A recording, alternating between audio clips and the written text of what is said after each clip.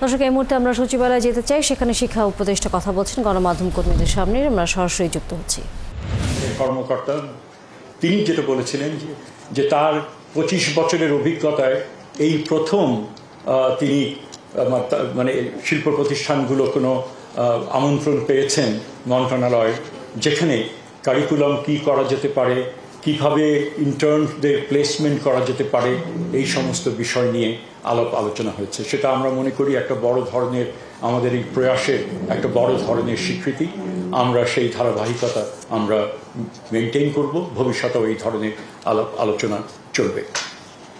কারিগরি শিক্ষা ব্যবস্থার চ্যালেঞ্জগুলো মোকাবেলার করণীয় চিহ্নিত করতে শিক্ষক, ছাত্রছাত্রী, গবেষক, প্রাইভেট সেক্টরের প্রতিনিধি এবং বিশেষজ্ঞদের নিয়ে গত 28 এপ্রিল আয়োজন করা হয় দিনব্যাপী কর্মশালা।